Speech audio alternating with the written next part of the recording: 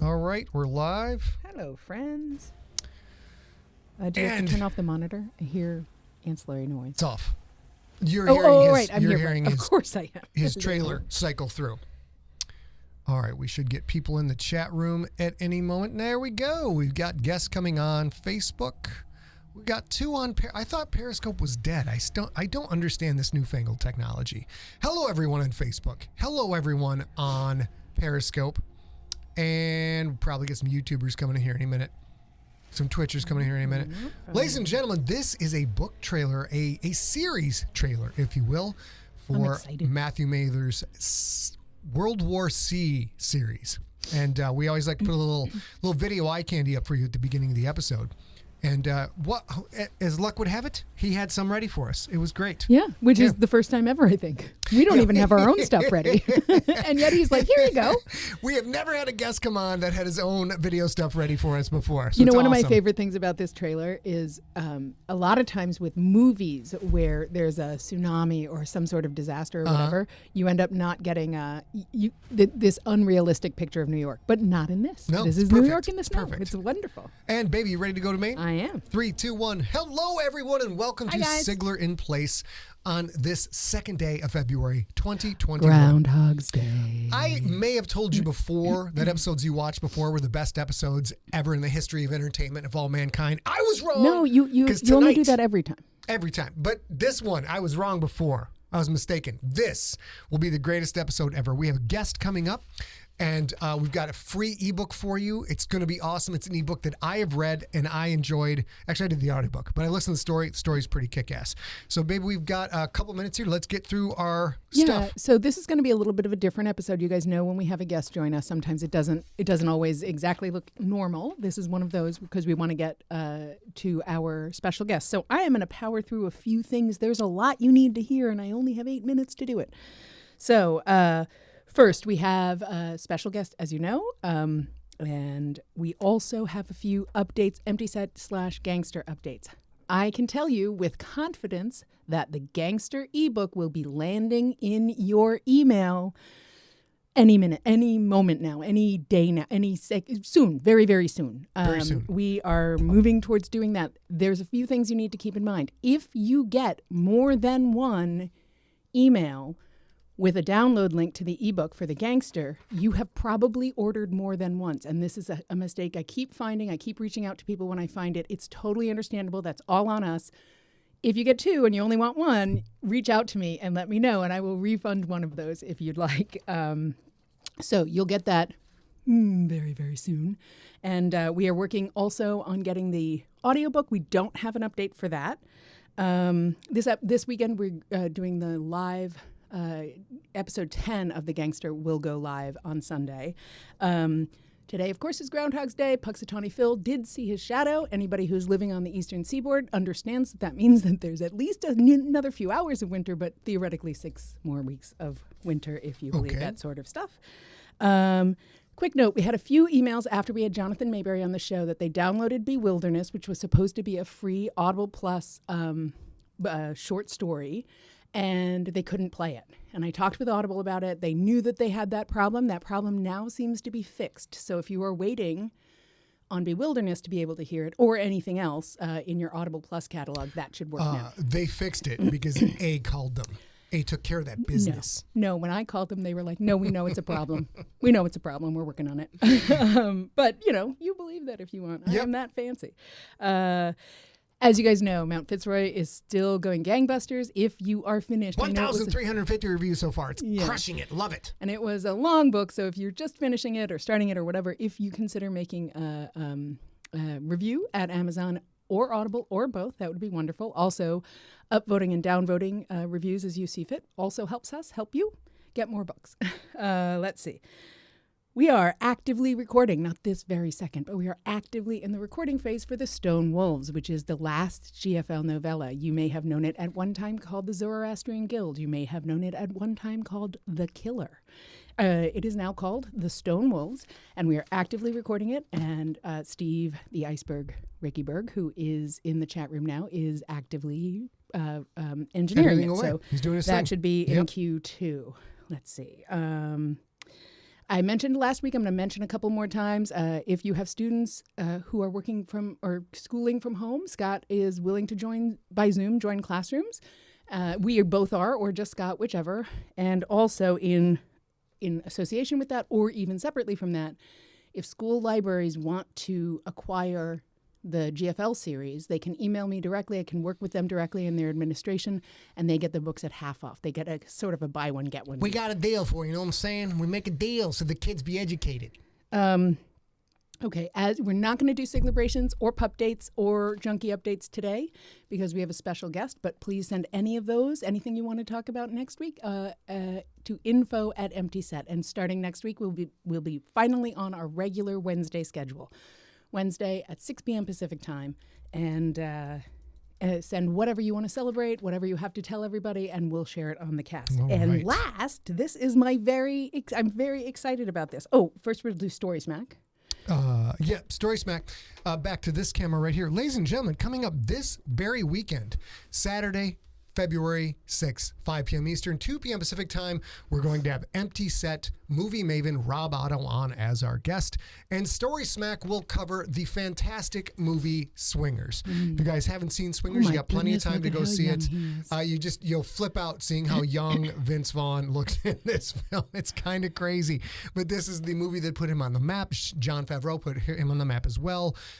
It's wonderful. We're going to sit down and talk about it. Watch it before so that we can go over all the lovely details of this multifaceted film, and you guys can join us live on that stream. And Shannon, you are totally correct. It is so money. If you have not It's seen so it, money. you should.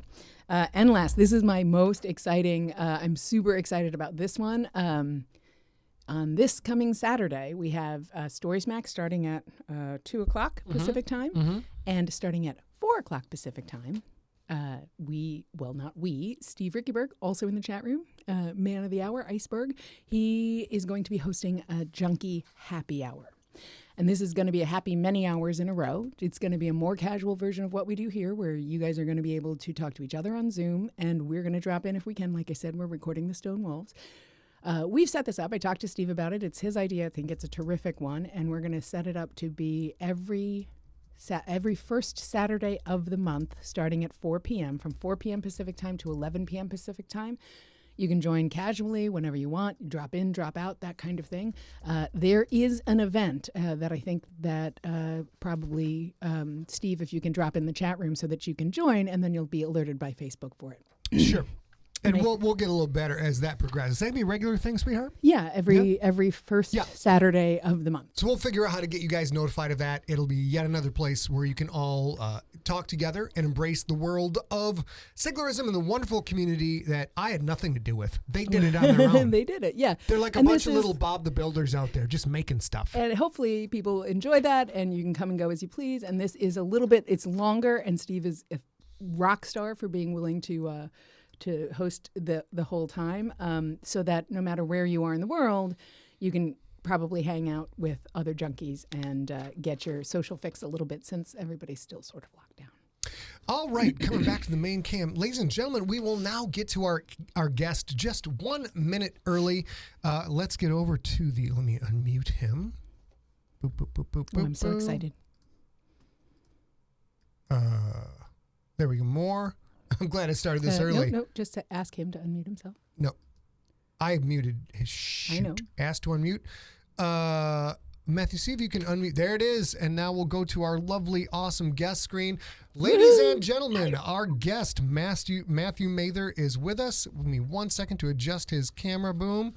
There we go. I'm in the center. Yes, we got you nailed. We got you nailed down right now. This is author Matthew Mather. His book Cyber War is out today. Matthew, welcome to SIGLERinPLACE. We're happy to have you. Thank you very much. I love the name SIGLERinPLACE. I've been siglering in place for the last couple of months. A lot of people are sigling in place. It's the way it goes. If we do, sometimes we switch over to a chat screen, which you won't be able to see, but we'll let you know if anything's going on there. First off, everyone, if you haven't yet read Cyberstorm, or if you want the Kindle book, it is free right now. You can use the address we have underneath his picture, which is bit.ly/cyberwar-free. I think you might have to use the all caps because I kind of forget that caps are sensitive with. And you do Bitly. love the caps. I love a lot of caps. All right. And real quick to give you guys, because that's the free book. It's book 1 of the series. Book 3 of the series, Cyber War, is out today. Okay. So let me do movie voice and read you the synopsis for Cyberstorm. The incredibly realistic and uplifting story of one family's struggle to survive the destruction of New York in a massive terror attack. Million-copy international bestseller, now in development with Netflix. Matthew, that must be exciting to have your book in development with Netflix. That is exciting. It's been, I think, the 3rd time that it's been optioned. I think 3rd time the charm, with 20th Century Fox, and then with NBC Universal, and now with Netflix. So I'm optimistic that it might actually happen with Netflix this time. Well, they seem to be doing a lot. They're making a lot of great stuff these days, and they're cranking stuff out. They have like 52 full-length movies out in 2021. So hopefully they get to your. It would be a series for you. Is that what it would be? No, they're gonna do it as a feature film. But I think, as an author, we're trying to turn and burn and make a few bucks off books. I think there's like $24 billion going into original content on streaming services. Wow! So wow! I need a little piece of that pie to pay for the diapers. I got a newborn a couple of weeks ago. Oh, congratulations! Congratulations! I need that Netflix money, my friend. Yeah. It would be very, very helpful. So we're going to talk a little bit about Cyberstorm, since this will be the entree to World War C for most of you. And I just finished the book not too long ago. One of the things that struck me, Matthew, is there's so much detail and so much mind-blowing fact in this. The first question I guess I have is, how much of this stuff did you already know about the internet, the interconnectivity of things, the risk we are at with our electronic infrastructure? How much did you already know, and how much was research for this book? Yeah, well, you see, with that book, I had a little bit of a cheat, because I actually spent about five years working as an executive in cybersecurity. So I come from the technology world. I was a CEO of technology startups before I became a full-time writer. So okay. I did a whole range of different things, from haptics and video games, and then I worked in the cyber arena for a while. And actually, I've been invited by the U.S. government to come and give talks in Washington D.C. And Cyberstorm was the result of some of those meetings. The government would invite us down and get a bunch of us to come and give talks to like CIA, FBI about what was happening in the commercials field about 10 years ago. And some of the talks, they would put us on these buses and bus us around from one place to the other. So we were all like these cyber nerds, and we'd all talk on the bus. And one of the discussions we got into was like a discussion on how long it would take if we had a major cyber attack for the United States to go from normal to cannibalism. And the rough estimate was something like 30 days. And so I thought that was a really interesting point, because the average person thinks about like a cyber attack. You think, oh, my computer will stop working. You don't really think about the ramifications of what happens if all the electronic systems stop working because of a cyber attack that you can't fix. And so I illustrated that in a book, which became Cyberstorm, which is actually, I still get invited to cybersecurity conferences where they give it away. Last year, Akamai Technologies bought like 2,000 copies and gave them away at one of the biggest cybersecurity conferences down in San Francisco. So it's one of those books that they bring out to say, this is what happens if you don't listen to us. This is what's in store for you. And it's not too much of a spoiler, ladies and gentlemen. It does get to cannibalism, which was my favorite part of the book. I mean, that feels like a spoiler. I'm not gonna lie, that totally does. But it's one of the most. There's so much density to the information. Happy ending. It does have a happy ending, despite the touches on cannibalism, just barely. Well, shoot, my books rarely have happy endings, so now everybody's like, oh, we're going to get a happy ending out of this. This is great. They're loving it. That is the entree into the World War C series. Before we get to Cyber War, which is the book that's out today, what can you kind of give us the overview of the arc of the series, and also, will it stop at 3 books or will it continue on since it's doing well for you?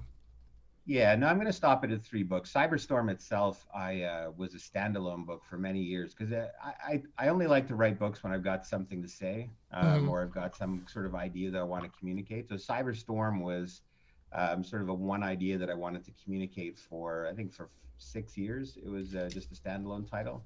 Okay. But I was invited again by the US government to come do some war game planning exercises in Washington 2 years ago. And we were talking about something called the Kessler syndrome, which is the danger of what happens if we lose all the satellites in orbit, which sounds like, how could you make this come to pass? But there are a couple of scenarios of how someone could actually make this happen. And so the second book in that series, which is Cyberspace, illustrates the connectivity. This sounds really boring, but it's actually a really interesting scenario. The connectivity between the cyber world and between the cyberspace and outer space, and how much each one of those systems is reliant on the other. And then we have another set of disasters in cyberspace where we're having another disaster that our main characters have to help navigate their way through. And then Cyber War, which is the last one in the series, which we just wrote now, was talking about other war game exercises with autonomous drones and autonomous weapon systems, which is pretty frightening. That's terrifying stuff. Yeah. And so that's the third book in the series is dealing. So each one of them is kind of dealing with a different type of topic, which is, a different type of frightening topic to do with the modern world. And each one of them has a disaster that our main characters go on an adventure through. At the end of it, there's a happy ending, and everybody ends up in a happy place, but they have to go through many travails to get there. So now, one of the particular skills amongst many skills you have as an author that I would say is, if you were to sit down and talk with the average person in this chat room about all this stuff, say over drinks, whatever, a lot of the content would be like, okay, now we're going so many layers deep on this stuff. For lack of a better word, some of it would be boring in its own, but when you bring it all together into a thriller type narrative, it's all very taut and it's all very engaging. As a writer, how much balancing do you have to do with, like, oh my God, I have so much knowledge to bring in and I got to keep this to this level to keep the story going? Yeah, I mean, when you're doing this type of, techno thrillers or science fiction, sort of hard science fiction, there's always a balancing act between exposition and you don't want to bore the reader. And so I try to take a style where I actually let the characters live the experience, taking that old idea in writing of show, don't tell. So instead of telling people about, what all the technical aspects of it, I just let the characters live through the experience. And by living the experience, they come to understand what the impacts are of some of these things when they unfold. So that's how, and then by letting the characters live it, if you're going through a very difficult situation, you've got to figure it out and figure out how to stay alive. And to do that, you need to figure the situation out and try and understand it. And so the characters just need to understand the situation enough to be able to try and survive through it and figure out their next steps. And so that's kind of how I try to encapsulate that stuff. That was one of the things that I really enjoyed about Cyberstorm was that boots on the ground perspective. And it was very interesting to me that the main character was sort of a Rosetta Stone repository of knowledge, but it wasn't a SEAL. It wasn't some commando. It wasn't a grizzled old police detective. It was basically just a regular dude who was really quick at learning things, experiencing the cataclysm that happens in New York in this book. Do you think I don't even know where this falls in your panoply of books. Where does Cyberstorm fall? Is this an earlier book for you, or is it after all the other series that you've done? Cyberstorm was actually my second novel. And when I was writing, there's a few books that I've written with that type of character, and I do love the average guy drawn into, it's like in North by Northwest, the average sort of Joe drawn into, a very complex scenario that puts their life on the line and puts their family's life on the line, and then they have to figure out this extremely complicated scenario just to stay alive and to try and stay ahead of things. And that's a character I love to have, just like an everyday person. And I think ultimately with readers, they want to associate with the main character. So by making the main character an everyman or an everywoman, it makes it easier to associate and become that person, and try to figure. You're trying to figure your way through the disaster as the main character is, and figure these things out at the same time. And I think all of us have a certain amount of knowledge of the digital world, but then in this case, it's sort of put to the test of, how much do you really understand, and, how do you figure these things out? That's one of the things about Cyberstorm, and I haven't got to book 2 yet, and book 3 just came out, is people don't understand how much of the regular world, our regular day-to-day life, is controlled by or managed by these invisible connections, these invisible forces, which is something that you get obviously inherently with Cyberstorm. How do you when you go from regular people in New York going through just an awful situation, all the way up to something as you build it up to a broader scope of cyber war? Is that a challenge for you as an author to carry that narrative through, or was it kind of a more natural progression to keep ramping it up? I think in Cyberstorm, we had kind of a very limited, most of that is like, it's almost like a New York play that could happen inside one room with, all cast of characters. There was a challenge to try and bring that onto a larger stage in the next books. But I actually managed to stick with that small group of characters as they're kind of moving around, and then describing things on a world stage that were happening on a larger stage. But then also making them sort of the through line to the action for, you have to make a little bit of a stretch to make them the through line on a global disaster, but you manage to make that believable. Everybody has to suspend disbelief just a little bit when you're doing these type of books. So no, I think I managed to get through that. For those of you who are watching who haven't experienced the series yet, it has some similarities to my Infected trilogy in that you start out relatively small, one setting, one localized setting. In Infected, it is a guy in his apartment for the most part. And in Cyberstorm, it's Manhattan. So slightly different. But then things keep up leveling. Next book up levels, next book up levels from there. Although you mentioned, excuse me, you mentioned you have to suspend your disbelief. And I'll say, kind of not relevant to the book, but super fun, is I'm suspending my disbelief and deciding that you rained down a snowstorm on New York City on the book's release day just for fun and marketing, I think. Every time one of these books comes out, New York becomes incapacitated under a giant snowstorm, which is the beginning of Cyberstorm. And it happens. So today, when the third book is coming out, the powers that be, acquiesced and gave me a giant snowstorm to incapacitate. I kind of love it. Matt, I got a specific question back on Cyberstorm for you. Reading it now, there is a bird flu subplot within Cyberstorm. I know. And, you've got, what year did Cyberstorm come out? That was 2000. I wrote that in 2012. So that was almost 10 years ago. 2012, the story's full of people wearing masks, full of people who won't touch each other, keeping their distance. And now, as you've watched COVID kind of come in and kick us in the collective privates, I'm reading the book I read the book right when COVID was kind of at its peak, and it was a little bit freaky. What has your thoughts been around COVID related to your work in Cyberstorm and the things that you were warning us against? Yeah, it's interesting. I mean, I don't want to give away any spoilers. There isn't a pandemic that happened. I don't want to give away too many spoilers on that. But it is interesting that when I wrote those scenes, when people were worried about an outbreak, it's not like we weren't prepared or that we hadn't talked about an eventuality like this. Like, this was something that if this does happen, you would have people in hospitals wearing masks, having to isolate, do all that sort of stuff. Like, it seems like partly it was like a surprise that this happened to us. And yet we were regularly writing this into books as plots and having people do these things, 10 years ago.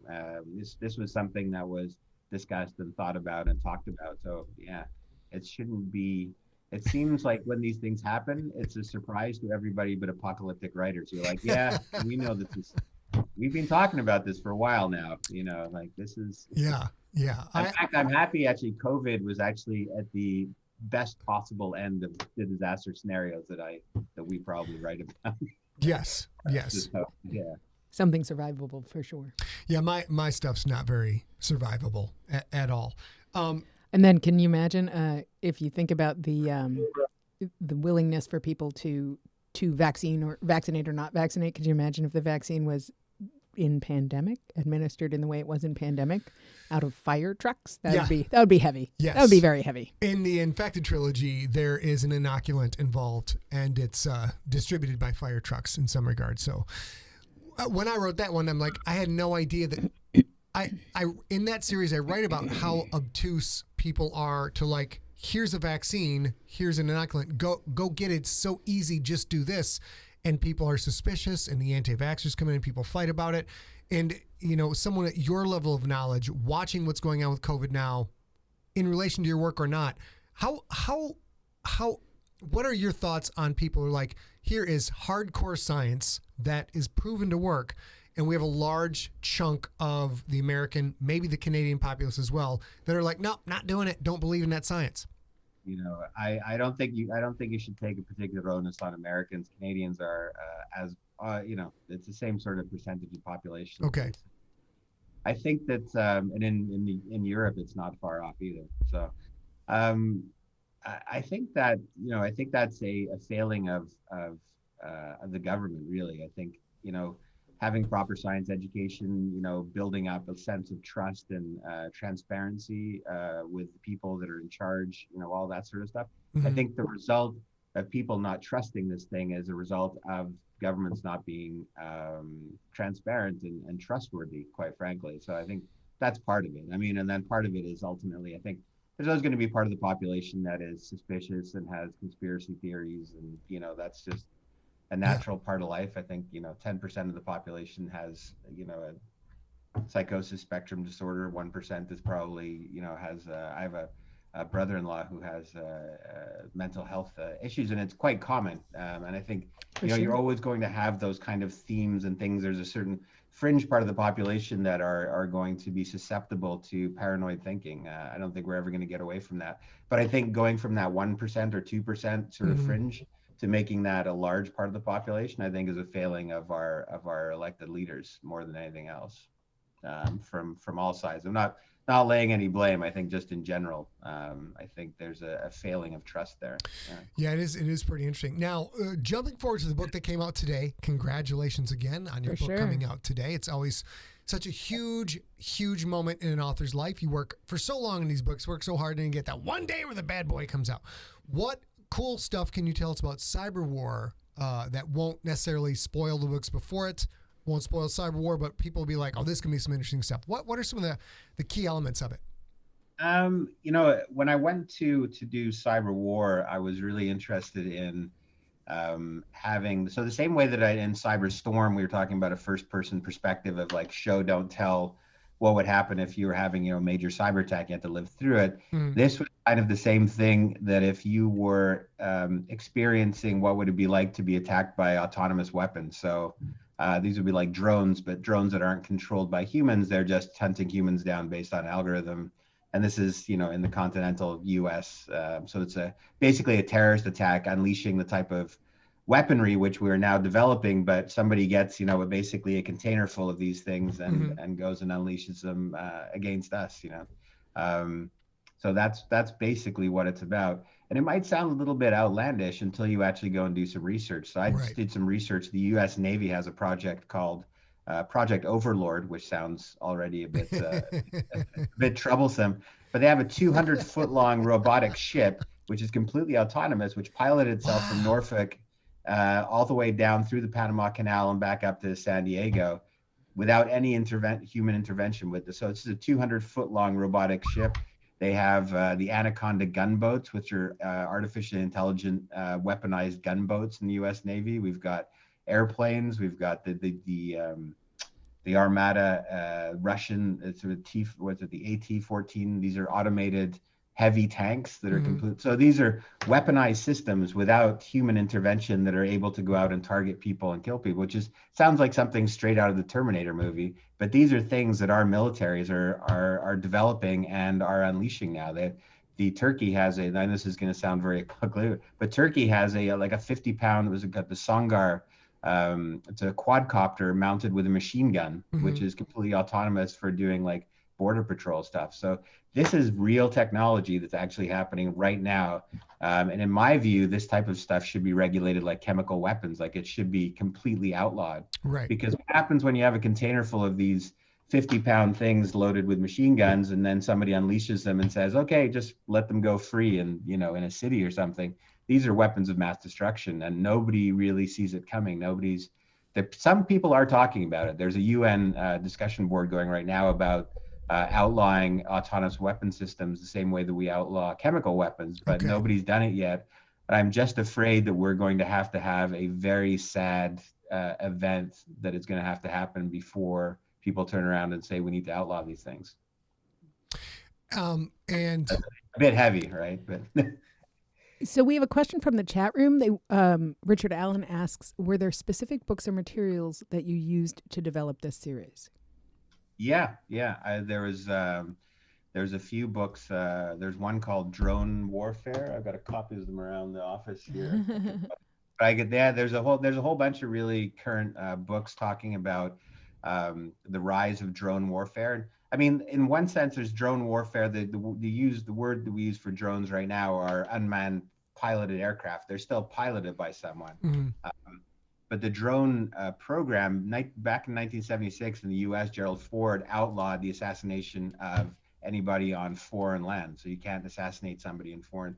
But in the last 20 years, the drone program has slowly grown. And I think the U.S. has drones deployed, and not just the U.S., but there's like 80 drone programs with 80 national, different nations, and they've got drones deployed all over the world, and they're already starting to kill people, not in war zones, but just in regular places.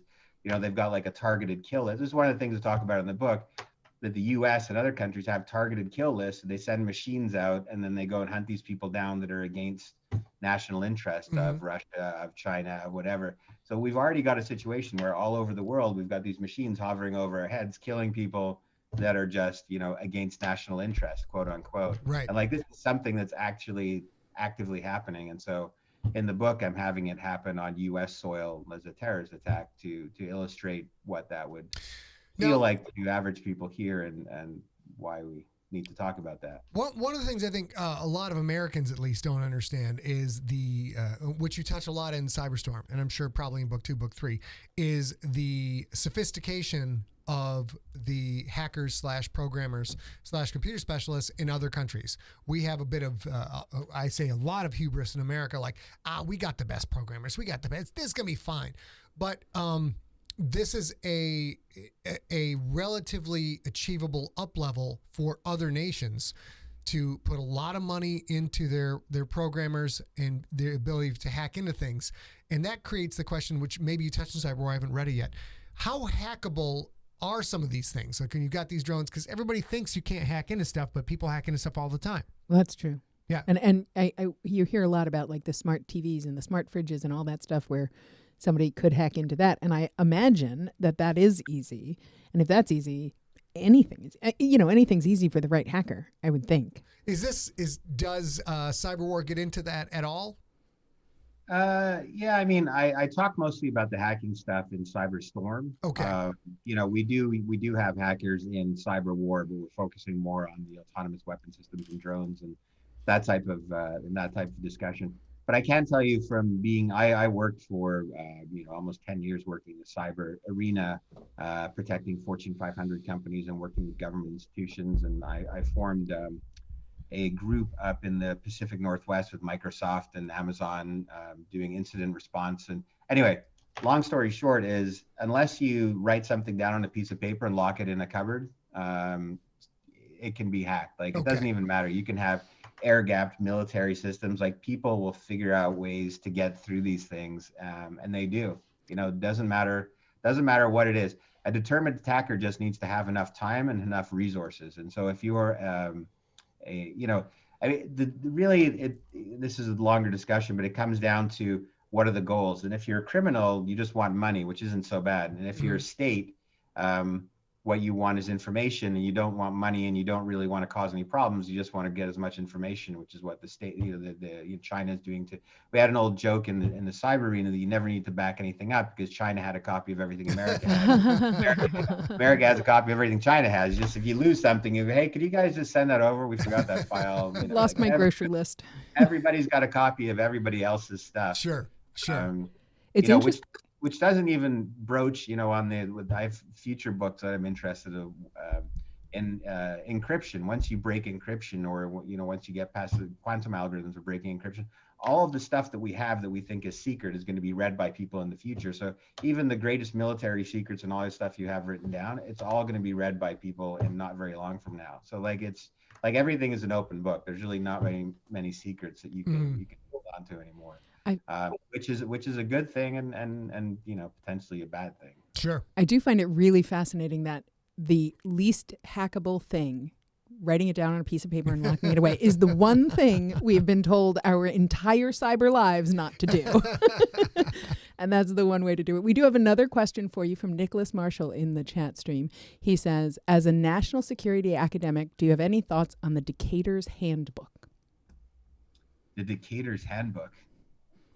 That rings a bell, but I'm embarrassingly not knowledgeable about that. I'd have to go.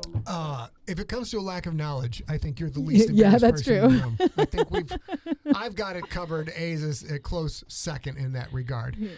All right. Maybe it does ring a bell, but he's going to Google it. I love it's it. fantastic. Ask China. Can ask China. Yeah, sorry. No, I don't have an opinion on that. Okay, doesn't have an opinion on that. Any other questions in the chat room? Fire them out. We will, in shorter, close out here. But Matthew, what now that Cyber War has come out, what is on your plate now? What are you working on? What will be your next delight to give to readers? I am working on a new apocalyptic series. I've been doing a series of books that are kind of sci-fi detective thrillers. So I did a series of 3 of those, but I asked my readers at the end of last year what they wanted from me next, and they wanted a full-blown apocalyptic series. So I'm going back and doing something, going back to the old Earth-destroying, but this time I'm going to be doing, so I'm 15 books in now, but I'm going to be doing my first series with aliens. All right. I'm going to be doing an alien invasion, but it's going to be alien invasion my style. Whenever I get into doing something, there's always things that bother me. And one of the things that always bothers me about alien invasion is, why do they come in these like little green bodies? Why would they bother sending themselves across time and space? And because in 50 years from now, we're all going to be uploaded into machines anyway. So that gives you a little bit of a hint. But I have a whole I've always had this different spin on what an alien invasion would actually look like. Mm-hmm. So I'm going to be doing that in my next book.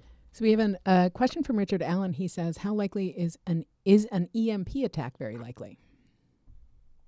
I was just having a talk with Nicholas Sansbury Smith, who's famous for doing some EMP. He is. Mm-hmm. We just had a chat on this today. There's a lot of, since they first talked about, had 1 second after William Forstall, there's a lot of debate over whether, like, if you just had one EMP go off in one particular space, how much effect would that have? Military systems over the last 10 years have really been hardened to be able to harden themselves against it. A lot of the electrical grid has been upgraded to be able to harden against that, as well as harden against massive solar flares, because that's another big problem. Power grids have been knocked out by big solar flares. It's a little bit similar in some of the ways because of raising ground voltages. Mm-hmm. So what would happen? It's hard to say what would happen. There's a lot of the stuff that they write about in fiction about EMP is kind of the very simple story. Like when an EMP goes off, there's actually 3 I'll get into a whole technical discussion of this, but there's like 3 different. You got the gamma wave radiation, you got the long electrical pulse, the short electrical pulse, and the thing that really destroys electrical grids is when it hits the ionosphere, and the gamma radiation triggers all these electrons that go down and then raise the ground voltage, and then that messes up all the electrical grids. So there's a lot of different, there's a short burst, there's the intermediate burst and long burst and raising the ground voltage. There's a lot of different effects. How much some of those effects would actually have on electronics and electrical grid infrastructure is a much more nuanced question than just everything will stop working. So it's not everything will stop working. A lot of different things, and depending on how somebody designed the EMP attack, And North America is kind of unusually susceptible to EMP because of the position of the geomagnetic North Pole, believe it or not, because we have all these electrical field lines are vertical over most of North America. So you get a lot of, if you do a burst high in the ionosphere, you get a lot of electrical charge going straight into the ground here. So there's a lot of things to consider. I don't want to get everybody bored on this topic. But. Well, we have one last question from the chat stream that's relevant to the book series from Sean Dyer. He asks, with the change of scope through the series, do we follow the same set of characters? Yeah, it is the same set of characters, and I know that you're never supposed to base any characters on real people in your books, but the kids in this book are actually the names of the kids of my brother and sister's kids. I love it. That's great. Sweet. How sweet. Luke and Ella Rose are 2 years old in original Cyberstorm, and then 6 years later in cyberspace, they're 8 years old. Okay. And then they've got two little brothers and sisters, and so it's the same two families through the whole book. You follow exactly the same characters as they sort of interact with each other and grow older. Well, I'm not a big spoiler guy, but I find myself with TV face because those kids have continued on. They're super cute in book one. Now, real quick, Matthew and I were having a conversation earlier. I went to his website to skim some data. And websites, which of course you had to be mandatory if you're an entertainer. You got to have an engaging website with all this stuff going on, and a lot of his stuff is out of date. A lot of my stuff is out of date. So now I ask you, as the expert marketer you are and the writer you are, where do people find out about you or follow you and your upcoming books? Since websites are so passé. I mean, most of the marketing for books now is just done on Amazon. You've got to have a super sophisticated Amazon marketing system. That's really the way that you get people to discover your books. Mm-hmm. But people, I maintain a presence on Facebook where people can come. I've got a private reader group with a few thousand people, and then I've got a Facebook group. So if you look me up, Matthew Mather on Facebook, you'll find my Facebook site as well as the private reader group. There's always lots of stuff going on in there, talking about books. I don't have anything near as sophisticated what you guys got going on. I love your broadcast. You're giving me some envy. I need to. And everybody gets to see where Scott spends all of his time and does all of his writing. This is his actual, just like you. And that, as a reader, I kind of dig that. So when you said before, like somewhere in my office I have it, and I was like, oh, I love that because you see all that cool, fun stuff. My board's back there, right there. Yeah. Sure. Smart for you to turn off the light in there because everybody would zoom in to see the. So if you look up Matthew on Facebook, look up author Matthew Mather on Facebook. That goes to his fan page. You can find him. What's your Instagram, real quick? It's author Matthew Mather. Author Matthew Mather. Very good. Thank you so much for coming on the show, ladies and gentlemen. And for arranging for the free book of Cyberstorm. Yes. Go and download that today. It's only good until midnight, so you got to go and get it right now. Will do. It's only good until midnight. So text all your friends, copy down that link, write it down, text your friends, Facebook your friends. They only have a few hours left to grab this book. I read it. It's awesome. We loved it. Matthew, thank you so much for coming on the show. Is there anything else you'd like to tell my fans or the junkies? Anything you want to tell the junkies before we sign off? No, just everybody be safe out there and have a great start to 2021. Awesome. Thank you so much. Cheers, sir. Yeah. Thank you for coming on. Cheers. And now we'll go to Maine. Boom, boom. Ladies and gentlemen, that was just an awesome guest. What? Ending the meeting? Oh, ending the meeting for all. Sorry, he was still on. I'm not so good with the Zoom. That was super fun. I am not BSing you. I thought Cyberstorm was kind of terrifying in a way of writing stuff that I simply, I like to scare you guys a lot. That's my favorite thing to do. Next to eating Cheez-Its and chocolate dials, which are fantastic. And chocolate chip cookies. Chocolate chip cookies. And cheese. And cheese. I bought a pizza. Okay, we'll get to cheese in a second. Okay. But it's a goddamn terrifying book when he starts to go through and analyze how things are connected. And of course, he's taking some leaps of logic like I do in my work with biology. He's doing that in the cyber world. But it'll scare the short and curlies off your privates. I didn't want to say that because we had a Canadian guest on. Oh, well, guys, I'm so sorry about that gigantic link I just gave you. What is going on? I was placing the direct link because I had it up on my computer, even though you made the sweet Bitly link because I didn't know what that was. That's okay. I'm gonna type the Bitly link in right now. Hold Lord's tight. sakes, you guys. Sorry about that. I'll just And delete that. If you guys have any questions, let's see. It is. Oh, I gotta go back to the guest screen, which will now be basically blank. Yeah. Okay. See, bit.ly/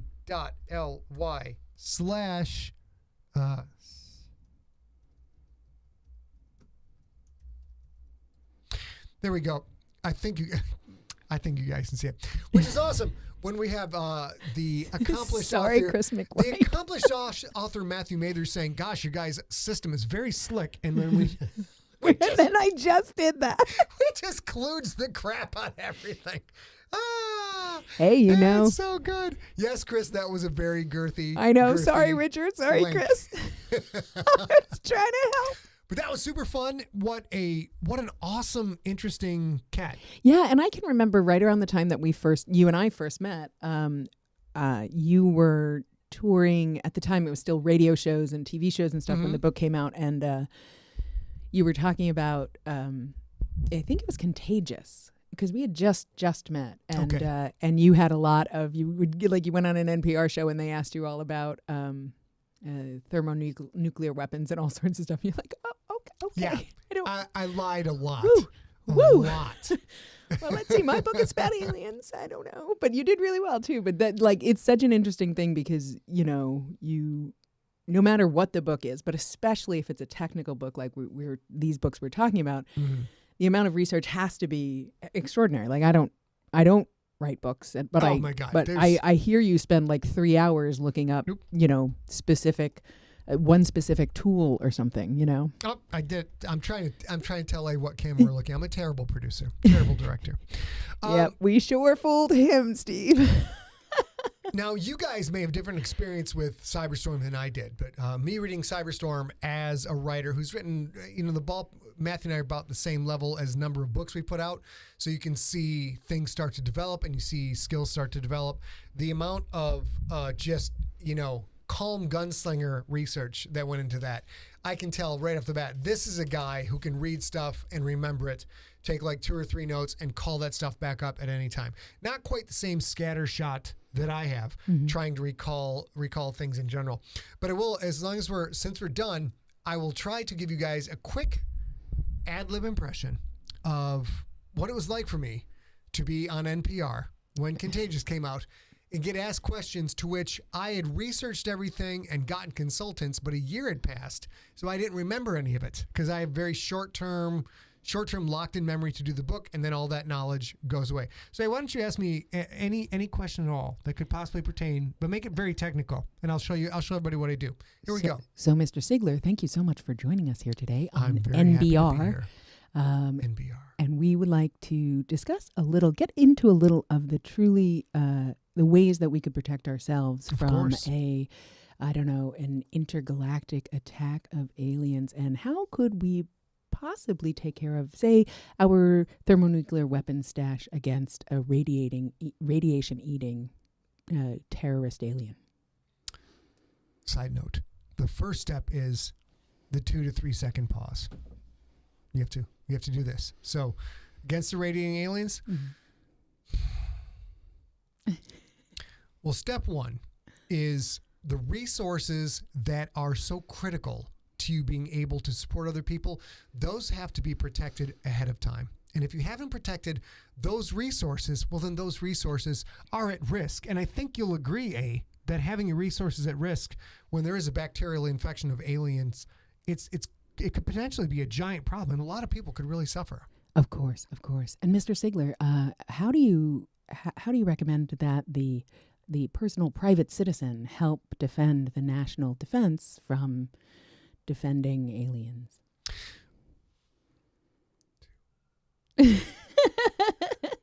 Well, I think the most critical thing is preparation and education. A lot of us think that we know a lot about a lot, when the fact is that most of us know very little about almost everything.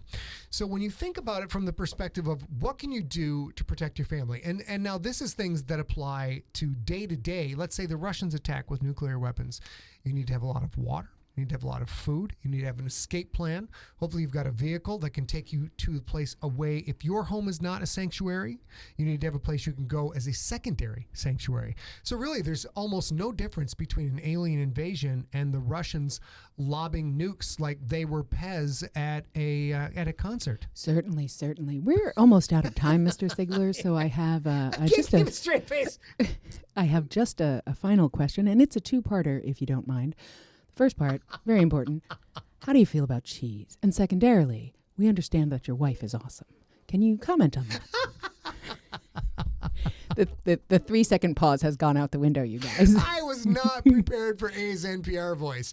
I simply was not ready for this level of, oh my God. All right, hold on. I got to find my center. Get it. Would you like me to repeat the question? Yes, if you would not mind, Terry Gross, I would like to repeat the question. Absolutely. I live to serve. The question was, we only have a minute left, but we want to know in two parts. One, how do you feel about cheese? And two, we understand that your wife is awesome and wonder if you have any comment on that. 1, 2, 3. Well, I think that cheese is one of the great accomplishments of mankind. You have taken what was spoiled food and found a way to make it not only palatable and digestible, but also delicious and able to store at room temperature for enormously long amounts of time. So I don't just love cheese as a thing to eat. I love cheese as an accomplishment of our species, almost on par with the written word or the wheel. In fact, a wheel of cheese is a fantastic thing. And my wife, speaking of her, has provided me with wheels of cheese more than once. And I think it factors in. Cheese to my wife is a very clear through line on that. Well, thank you very much for your time today. I know you're quite busy today. I will say in the public interest that cheese is not stored at room temperature. Please don't do that. And thank you so much for your time, Mr. Sigler. And there you go. And scene. That was super fun. Super fun. So I think Matthew would be far better suited to an NPR interview than I would be, because once you get me out of a sports bar and I can't make poop jokes, I'm largely out of my element. All right, ladies and gentlemen, now that my wife has completely upstaged the show. Well, you asked me to do with that. With her crushing NPR. Richard Allen says he's sickened by the last 2 minutes. Richard, is that because we didn't swear? Is that because you're on the bench because we're doing NPR? Oh, no, this whole hour there has been very little swearing and lots of gross discussion. Not going to lie, in the chat room, you guys are savages. Savages. We do have a couple of questions if you'd like. Yes, baby. And you guys, if you have questions, certainly put them in the chat. We'll get to them. We only have a few minutes left, but I'll pull a few questions that are already out there. One is really easy since we're talking about me anyway. David Lamb sent in and asked, so if June July in Mount Fitzroy is modeled loosely on A.B. Sigler and is a fantastic character, is there a character in the Siglerverse that is modeled on Scott? And I want to say, the only thing about June July that is actually like me is that she's red-haired, green-eyed, and her parents gave her a funny name because they were hippies, and that's a thing that I say a lot. I stole that from you for the book. But literally, of all the characters that maybe have some of how Scott feels about me or character traits or whatever, June July really isn't modeled on me at all, except for that. No. Repeat the question. I got lost. I'm kind of enamored with my wife, you guys. I'm sorry. If June July in Mount Fitzroy is modeled loosely on A.B. Sigler, is there a character in the Siglerverse that's modeled on you? Honestly, the only character that could possibly be modeled after me would be a much dumber version of Angus Gould because he's such an asshole. Although I think that there, I'll answer this since he can't or won't, I don't know if you can. I see some of Scott's perseverance and tenacity in Quentin Barnes. Yeah, a little bit. I see Scott himself says all the time that Pookie Chang is a manifestation of the version of Scott who 3 days after an argument finally realized the perfect comeback, and Pookie says it comes right out. Let's see, there's one other.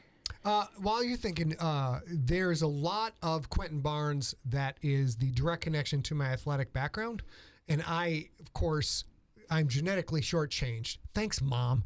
I did not have the genetic package, if you will, to go out and be an NFL player or an NBA player or anything like that. But I did learn from my parents to work my butt off, and I'm still trying to fix this in my life. But hate is a powerful motivator, and hating the people on the other side of the field does stuff. And Quentin, a lot of what Quentin does with the work ethic, first in the gym, last out, that stuff's me in some regard. Oh, and the other one is Amos Braun, I think. His willingness to do the work to do the thing that gets the work done. I see that in Scott a lot too. Ollie Kirby checking in from Australia. What's up, brother? Robin Taylor asked us both what our favorite cheeses were. Oh my God. Mine is hands down burrata. It's absolutely my favorite. It depends on the day, and I barely have time to get into this.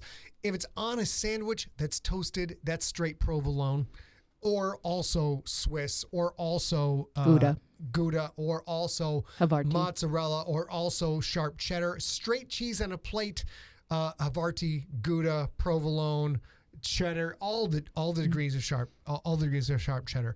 Neither one of us are big fans of blue cheese. Oh, blue cheese is, if you like blue cheese, just turn this show off. You devil work. Devil work. Maria says, nobody wants to know my genetic package. As soon as that came out of my mouth, I was like, somebody's going to catch me on that goddamn phrase. Somebody's going to catch me on that. Thank you, Maria, for always being there. I love almost all the kinds of cheese. I'm a huge cheese fan. Cheese and chocolate and scotch, I would say, and shrimp are my four and four fish main in food general. groups. Yeah. Vaughn Lowe asks, how do Quith leaders learn football? Do they have a league of their own? Well, in all seriousness, you do have some people in NFL and a lot of people in the sports journalism world who have never played the sports that they are talking about. It's more endemic in the world of sports commentary and sports journalism. When I was a sports writer, I was literally the only person out of a group of 20 people who had ever played football. And when I got there and realized that, I was just blown away that these people who were, pretty good observers of the condition and good writers didn't know what it was like, to get someone put a helmet in your back and you can't get up for 5 minutes. I mean, they never experienced, they'd never been cleated. They'd never been speared. They never had anybody punch them in the throat. And it was shocking to me that could happen. So Quith, obviously, they're the closest human analog in the world of the Siglerverse. They are smart. They can sit back. They can observe. And football it's a combination of mathematical computational power, psychology, and basic observation. To be a good coach, you have to be able to understand the people you're dealing with, the incredibly complicated interconnectedness of strategy, and you have to be able to also think on the fly. It's not chess, because in chess, the knight or the bishop does the same shit every time. In football, the knight can be awesome on one Friday, and the next Friday, their girlfriend broke with them and they feel real sad. Mm-hmm. So you have to be able to see all of that on the fly. So yes, from an observational view, the Quith, of course, can do the thing. Plus, I think all Quith Leader Football League would be awesome. Nicole, I just looked up wine chips. I thank you for your piece of advice. I'm going to investigate after we get off this call. See Brian's question.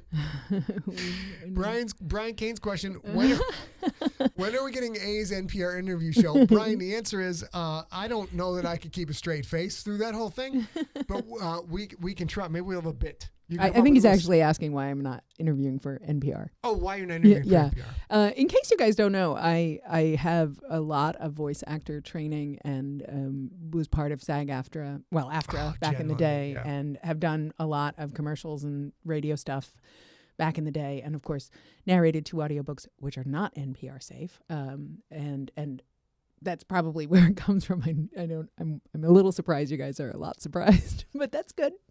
Jen Lundy points out squeaky cheese, which is so good. Mm-hmm. Cheese curds, fried cheese curds. Cheese curds. Oh my gosh.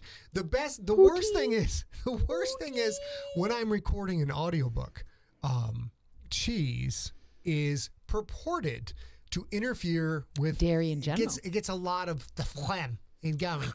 I'm trying to record an audiobook, but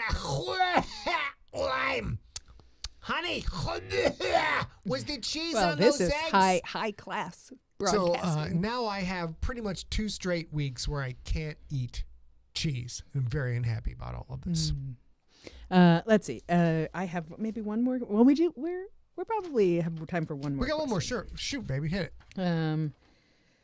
Justin Black asks, what's your routine every day when you get to work? What operations do you go through before you start working? Okay, so this is super exciting because I am in the middle of getting therapy for my ADD from BetterHelp.com, which I'm not advertising it now, but I am actually using it. It's great. And my therapist, Anna, is just all in. She has an 8-year-old son with ADHD. So she is rolling out all of the things she's been working on with her 8-year-old son for this grown-ass man. But it's been really helpful. And the best part is most of it works. Most of it easily translates across age gaps. But what was the question again? What do you do? Well, that's it. That's a good place to start. So how do you prepare for your workday? What do you do? What operations do you do before you start writing? So now, one of the big goals is we're trying to go to bed at the same time and get up at the same time. If I can do those 2 simple things on a regular basis, 6 nights out of the week, I tend to crush everything. But I hate going to sleep. I hate going to bed. I don't want to. I want to stay up and do all the fun things. So it's very hard. So that's step 1. Step 2 now is Anna suggested I do brain gym or brain games or all these different things to engage a different part of my brain that's not the writing, it's not the family, it's not the work. So what I have multitasked that now. So from 9 a.m., but the goal is to be at the computer at 9 a.m., ready to go, not like sitting down at 9. We get there at 8:45, we're ready to go. And then I'm working on an hour of music theory or very high-level work on bass guitar, or the new one that's just shredding my brain, singing and playing, or playing 2 different rhythms with both hands at the same time. So that hour from 9 to 10 tends to be like a real focused zone of stuff that I don't normally do. And then from 10 to 1, I write. 1 to 1:30. No, was that right? Yeah, 10 to 1, you're right. You walk the dogs from 1 to 1:30. 1:30 walk the dogs, because I have a tendency with the goddamn ADD is like I can go the whole day without walking the dogs unless I have regimented, because when it comes up, like I'll walk them in a minute. And a minute for me is like 3 hours. So I have to walk them at the same bat time, same bat channel. And then what happens after that? So then you normally, you are 12:30 to 1. Yeah, 12:30 to 1, walk the dogs. 1 o'clock to 2 o'clock, we are trying to do what's called what we're calling family supper. family supper. As landed gentry of the English, we try to have supper to embrace the family etiquette and that we will take moments to spend time together before we go on to pillage lands. And also, Scott loves to eat and doesn't want to eat too late in the evening, but like you just said, sometimes he sort of loses track of time. So this is more the idea of the farm table where you had your big meal in the middle of the day and a smaller meal later in the day. And so we're trying to switch to that to be a little more health conscious. Richard, if you charge me $1 No, for it wasn't. pillage, I don't think it was for you. Oh, it was for somebody else. It might have been for you. I don't know. And then after that, it's from 2 o'clock on is the other work. So more social media, which is critical as an author, website a lot of work on the gangster, blog posting, graphics, all of that stuff. And then if I'm behind on a deadline, we do what we call 2-a-days, which is write in the morning, family supper, then write in the evening. And on Wednesdays, of course, that's pretty much the schedule right there. Yeah, and then for the next couple of weeks, maybe 3 or 4 weeks, we will be doing recording the Stonewalls in the evening because we record in this new place. Yes. The sound booth is all the way down. It's a townhouse, and it's all the way down in the garage. And the garage, of course, has a garage door, so it's not terribly soundproofed. So we do everything we can to mitigate fixes that Steve has to make because he's really good at his job, but we challenge him sometimes. He's a very difficult job. Clicks and pops and planes overhead and stuff like that. So we're trying to mitigate that. So for the until the Stonewalls is done, the raw recording is done, that will happen in the evenings instead of hanging out. I got a couple questions room. Mike King says, quote, family supper, end quote. I know what that means. Okay, fair. Do you get that? It's a sex joke. Yeah. Well, thanks for it's way funnier when you explain it to me, Poppy. And Chris McWhite says, Wealthy folks have supper. The rest of us just eat. Listen, Chris, she defined let's do a supper in the afternoon. I'm like, a supper? What the F is that? I'm from Sheboygan. So that is not what we do. And then Ollie Kirby asked, do we see the comments I put on Twitch? If we're looking at the chat room when things come up, we have a chat app from Restream, which does streams to multiple sites. So we do see it sometimes, but they do show up. And you see in the chat stream, Ricky Berg just said, yes, so many planes. So we're trying to make it as easy as we can for Steve to do the great work that he does. So we moved it to the evening. So we'll be recording the audiobook, and then we'll hear very low, and I'll hear it, and then we have to stop. We have to wait for a plane to go overhead because our studios, the gear's good, the sound booth is good, but there's nothing you can do with a plane where we're at. It just sends these low frequency reverberations, and we just have to stop. So if we record from, say, 6 p.m. to 9 p.m. Or 10 p.m. or even 2 a.m. Do you know why we record until 2 a.m., Dalla? Because you like the audiobooks. We don't mind if we don't get sleep. We don't mind. It's all right. We never record till 2 a.m. I'm not sure anybody's voice She's so modest. She's could so hold out. modest. And it's chilly. So last night we were recording, I was in sweatpants, sweatshirt, onesies, onesie. I had blankets wrapped around me. And he, of course, is in the sound booth, which is, of course, insulated. Yeah. It's terrible. Yeah. So Jude, my brother, asked, when the F did I get so high class? Because, of course, you know, Nanny used to have supper all the time. Don't tell me you never went to supper at Nana and Grandpa's house. Yes, you did. And you had like an entire vat full of sausage gravy. Ooh, that sounds delicious. All right. I think we're about done, sweetheart. What do you think? I think we are. It's 7:05, so we're 7:05? Yeah. Okay. So, you guys, thank you so much for putting up with our crazy January and early February changes. From now on, we are going to be on Wednesdays at 6 p.m. Pacific time. Wednesdays at 6 p.m. Pacific time. We'll give you plenty of leeway if there's any change to that. As a reminder, we have Story Smack at 2 p.m. on Saturday. We have Ricky Berg is hosting a happy hour for junkies from 4 p.m. to 11 p.m. on Saturday night. That's a Zoom. You can find earlier in this chat stream. You can find the event. You can go to Scott's author page and find the event there. And we'll, like we said, we're recording, but we'll try and join when we can. And other than that, just send in, as ever, send in anything you want to share on Sigler in Place or anything you need to share with us to info@emptyset. And we will be back on Wednesday, February 10th. Although we got Saturday coming up, right? We do, but this will be back on Wednesday. This will be Wednesday, February 10th, 2021. And ladies and gentlemen, it is winter. It's National Flannel Day. Baby, do we have any flannel we can wear with us? Yes? Yeah, you have a whole bunch of the flannel shirts. That's right. I think you even have a buffalo plaid one, which matches the office. I don't know what buffalo plaid is, but it matches the office. Let's do that. Other than that, we need you. It's critical. Please stay safe. We want you to stay smart. We need you to stay science, ladies and gentlemen. For the love of the science, the vaccines are rolling out. They're going to be at a CVS by you soon. You're going to get your shot. Take the meds. Let's go this back is to our shot. This is our shot. Hashtag this is our shot. This is our shot. That's a good. It's not mine. Let's go back to the infected trilogy. Hashtag take the meds. We're almost there, you guys. We're almost there. So for the love of science, stay informed. We love you guys. We will see you on Saturday. And until then, you want to do a dating game kiss off? Oh, I would love to tell them to kiss off into the sky with their dating game kiss. Ready? Okie doke. Mm-hmm.